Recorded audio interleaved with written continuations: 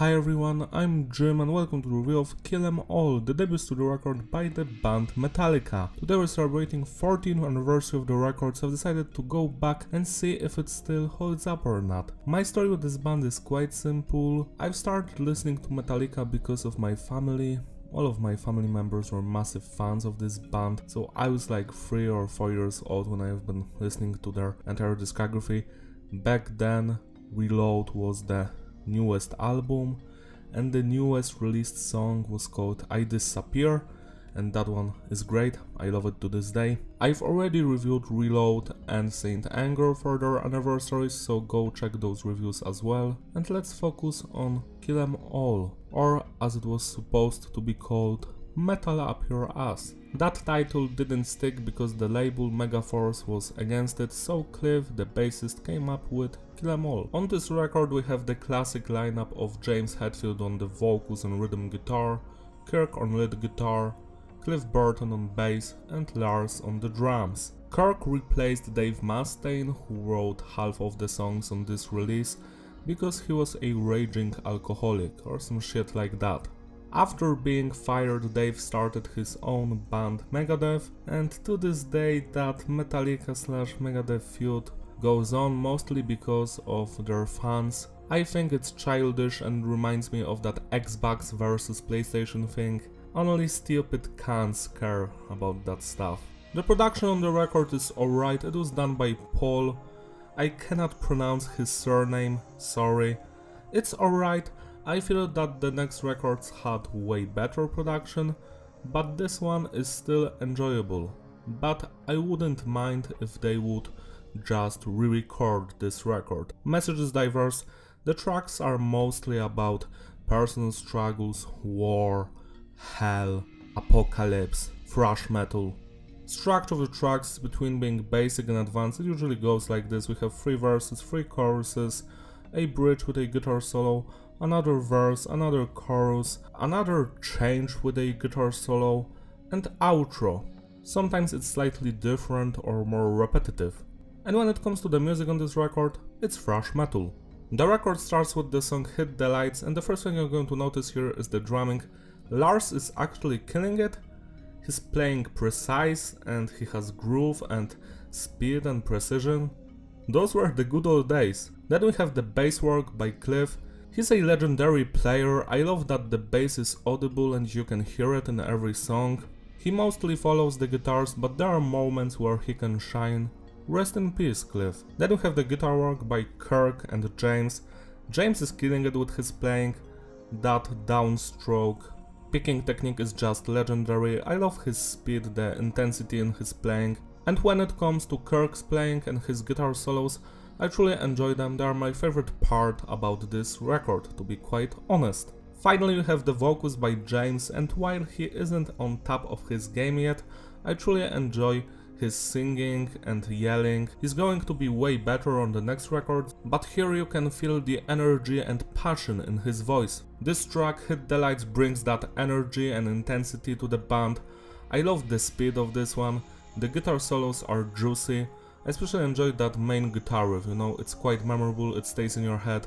It's not my favorite song on this record, but it's a great start to the album. 9 out of 10. The Four Horsemen is one of the songs written by Dave Mustaine.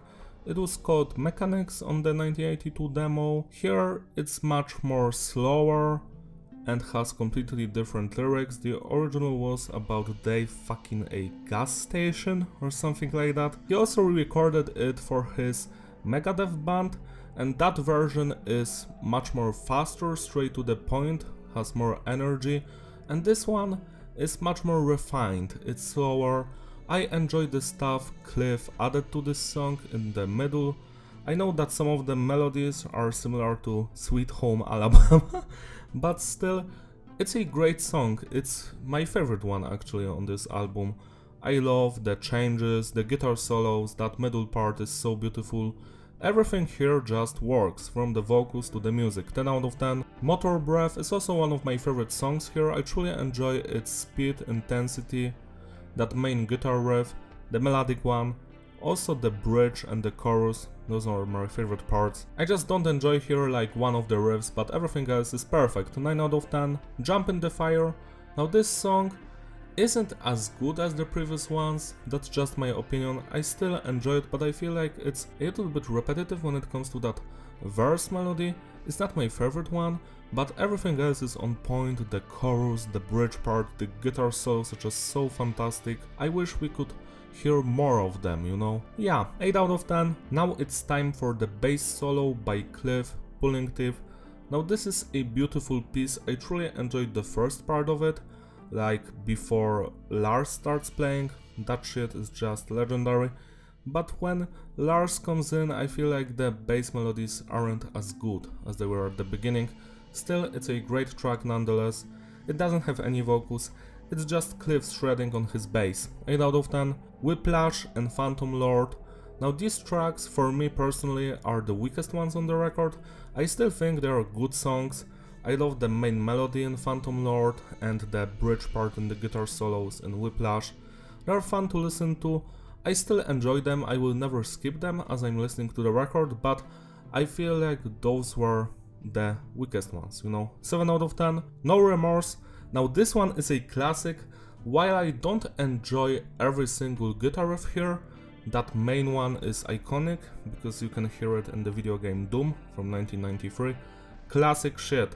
Like, this song is important. Without it, we wouldn't have that classic Doom guitar riff.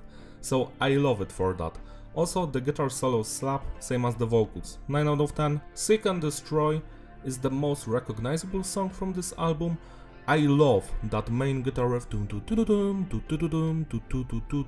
Why? I just love the song. I must say that I prefer the live versions way more than this studio recording. That's actually how I feel about almost every song here, that later, when they've played them live, they sounded more fun. So yeah, this one is a classic song, but on this recording it doesn't grab me as much. Still, 9 out of 10. And the final song, Metal Militia. Now this one has some very cool thrashy riffs. I love that stuff. The chorus, the guitar solos, perfect. But it's not my favorite one here. But it's a fine ending to this album. 8 out of 10. To sum it all up, the consistency is stable and the flow is fitting, replayability. Yeah, it's a great record. I enjoyed it from beginning to the end. It doesn't have any weak songs. Highlights here are Seek and Destroy, The Four Horsemen, No Remorse, Hit the Lights, Motor Breath, Jump in the Fire, Metal Militia. Those are classic songs. For some reason, when I was young, like 4 or 5 years old, I wouldn't ever get into this record. I would only listen to Ride the Lightning, Master of Puppets and Justice for All. Those are my favorites. As I grew older, I've started to appreciate this album more because it started their careers, and without it we wouldn't have the next ones, which are just straight up legendary. I enjoy this stuff. I wish they would re-record it. I would love to hear it with modern production and, you know, more energy. I don't know if that's possible for Metallica nowadays. Imagine a re-recording of Motor Breath, but instead of being 3 minutes long, it's like fucking 9 minutes long, and Lars is not playing in time. Yeah, I don't know if if I'm ready to hear that. Still, a classic record. Celebrate the rosary by spinning it today. It deserves your love and attention. That's all from me, thank you for watching. Don't forget to like and subscribe. Follow me on my Instagram, use the description. I will see you in my other videos. Bye! Yeah!